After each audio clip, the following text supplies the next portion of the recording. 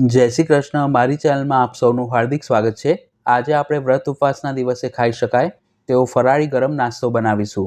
જો થોડી પૂર્વ તૈયારી કરીને રાખી હોય તો આ નાસ્તાને બનાવવામાં ફક્ત 15 મિનિટનો સમય લાગે છે અને તે ઘરમાં બાળકોથી લઈ વડીલો સુધી બધાને ભાવે તેવો ટેસ્ટી તૈયાર થાય છે।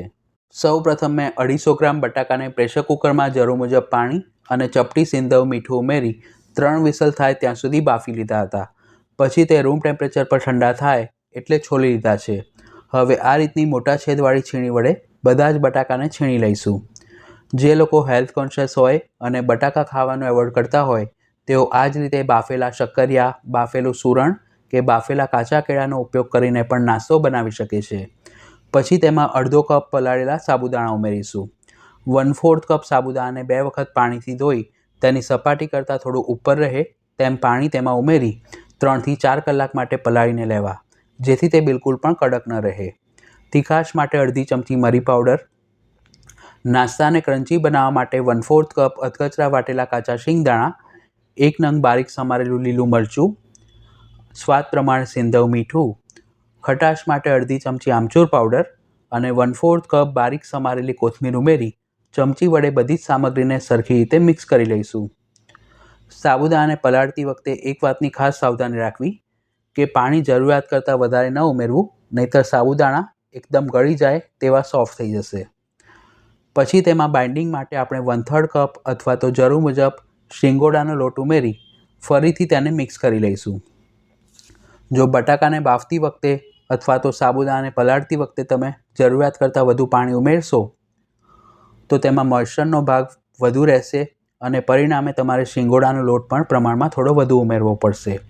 તમારી પાસે શિંગોડાનો લોટ હાજર ન હોય તો રાજગરાનો લોટ અથવા તો મિક્સ ફરાળી લોટનો પણ ઉપયોગ કરી શકો છો। હાથ વડે બધું જ સરખું મિક્સ થાય અને વડા ઉતારી શકાય તેવું મિશ્રણ તૈયાર થાય ત્યાં સુધી તેને ગૂંધી લઈશું। બટાકા ગરમ હોય ત્યારે તેને મેશ ન કરવા, નહીંતર તે પ્રમાણમાં ચીકણા પડી જશે। હવે સહેજ તેલવાળો હાથ કરી લોટને કેળવી લઈશું। આ મિશ્રણ બનાવ્યા પછી તેને ઢાંકીને મૂકી ન રાખવું, નહીંતર તે જરૂરિયાત કરતાં વધુ નરમ થઈ જશે અને વડા બિલકુલ પણ ક્રિસ્પી નહીં બને। હવે એક ચોપિંગ બોર્ડ ઉપર મેં ઓડી ઇકોબેક પેપર પાથરીને રાખ્યું છે।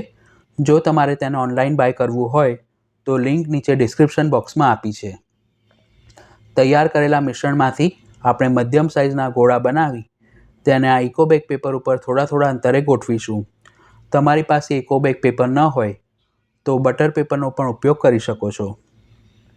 હાથેથી વડા થેપવામાં ખૂબ જ લાંબો સમય લાગે છે, પણ આ રીતે ગોળા બનાવ્યા પછી તેના ઉપર અડધું પેપર ઢાંકી તેને વાટકી વડે પ્રેસ કરીશું, જેથી મધ્યમ જાડાઈના વડા તૈયાર થશે। આ રીતે વડા તૈયાર થાય પછી તેને હથેળીમાં લઈ સહેજ પાણીવાળી આંગળી કરી, જેમ આપણે મેંદુ વડામાં વચ્ચે છેદ કરતા હોઈએ છીએ તેમ આમાં પણ કરીશું, જેથી વડાનો દેખાવ પણ સારો આવશે અને તળતી વખતે તે અંદરથી સરખા સીજી જશે। આ રીતે વારાફરતી બધા જ વડાને પેપર ઉપર પ્રેસ કરી તેને આ રીતનો શેપ આપીશું। વડાને તળવા માટે કઢાઈમાં મેં જરૂર મુજબ શીંગ તેલ લઈ તેને ગરમ કરવા માટે મૂક્યું છે।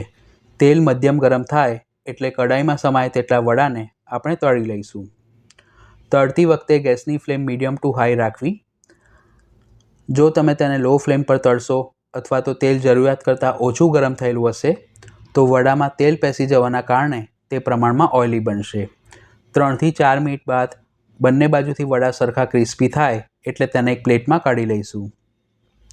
આ સિવાય પણ બીજી 200 કરતાં પણ વધુ વિવિધ ફરાળી રેસીપી મેં ચેનલ પર પોસ્ટ કરી છે, જેના પ્લેલિસ્ટની લિંક ઉપર આઈ બટન પર અને ડિસ્ક્રિપ્શન બોક્સમાં આપી છે।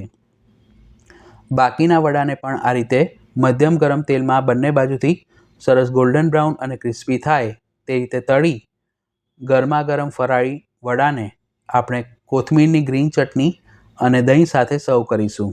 તો મિત્રો, તમે પણ આ ફરાળી રેસીપી ઘરે જરૂર ટ્રાય કરજો અને વિડીયો પસંદ આવી હોય તો તેને લાઇક કરી પોતાના ફ્રેન્ડ્સ અને ફેમિલી મેમ્બર સાથે શેર કરજો। ચેનલ પર પહેલીવાર આવ્યા હો તો તેને સબસ્ક્રાઈબ કરી બેલ આઇકોન પર ક્લિક કરજો। ફરી મળીશું એક નવી રેસીપી સાથે। Thanks for watching this video.